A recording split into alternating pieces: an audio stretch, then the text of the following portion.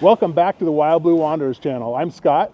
And I'm Ashley, and we have some life-changing news, so stick around. Let's go.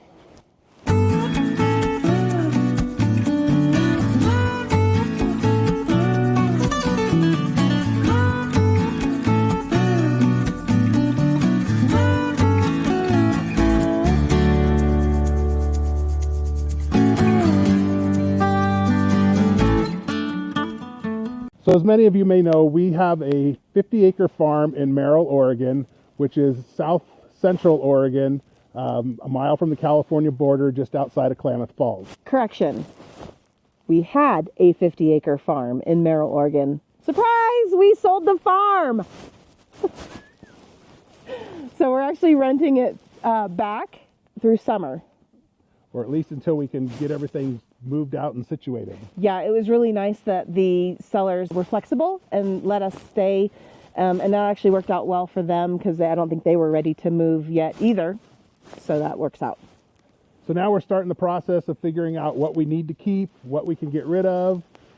Yeah, we've already started the purging process. It's amazing how much stuff that we've accumulated through the years. It's kind of crazy. But we started the process of purging. Scott sold his international pickup that he drove to high school and has had ever since. And then we actually have started going through closets, taken one giant load already to donate to Goodwill, and we have lots more to go through. Yeah, and along with that, we got to figure out what we're going to do with all the stuff when we keep it.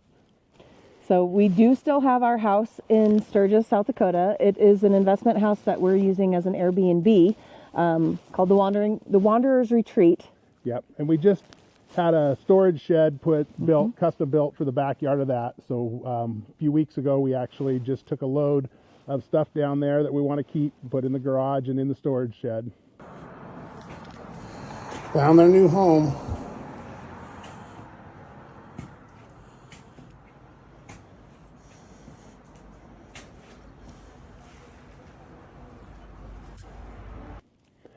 And we actually just closed on some property in Robbins, Tennessee. It's eastern Tennessee, north of Knoxville. Yeah, so the property, it's vacant property, needs a little cleanup.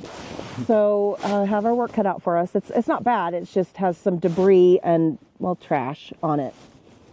But we're going to set it up for the motorhome. It shouldn't be too bad because it used to have a mobile home on it. So the water and electric and septic system's already there. We're just going to have to clean it all up, get it working, and that will be our new home domicile. Yeah, that's pretty exciting.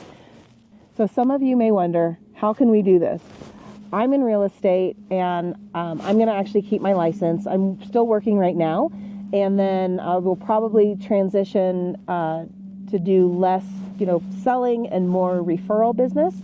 And I also have a veterinary technician license. I've been a veterinary technician since 1997. So the way I look at it is if I need to get a job somewhere or maybe even cover some shifts somewhere, veterinarians are everywhere and they're always hiring. So that's one option if we need something.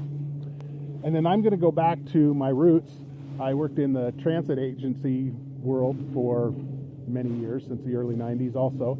And I'm actually starting a consulting business, and I'm going to be working for a few companies. It'll be mostly remote working, but we're also going to be able to plan some of our trips around some of the bigger expos and some of the things I need to be to in person. So that'll be kind of fun to get back into the swing of things with people that I used to work with all the time. Yeah, I mean, he'll be doing stuff remotely, but it also gives us some opportunity to go other places and do some other travels. So one of the challenges that we are going to have is not only do we have our two dogs that we travel with, Cooper, who is blind, and Willie, who is a 2-year-old healer. They travel really well, as you've probably seen in our last videos. But we have 2 cats. And these cats are indoor-outdoor farm cats, and so they're used to coming and going as they please, and they're going to be transitioning to full-time motorhome kitties. So we're going to see how that goes. Yeah. Hemi's 13 and Loki's 5, so hopefully they're not too set in their ways and they'll figure it out. Yeah, so we have joined some Facebook groups, and it looks like, you know, a lot of people had cats who were independent and indoor-outdoor, and they've transitioned them. We're hoping that ours are adapt well. So stay tuned and we'll see. Right. So that leads us up to the next few months. Not only are we going to be figuring out where we're going to put everything, what we're keeping, what we're getting rid of, and all that kind of stuff, we're also going to be doing some modifications to the motorhome. We want to do some things to make the cats more comfortable in it. Also some desk space and office space in the motorhome for working. And reorganization of going from camping to full-time. Yes. We're also going to be doing some work on the pickup to get it set up to be a tow behind to a motorhome when we're not towing the Jeep behind the motorhome.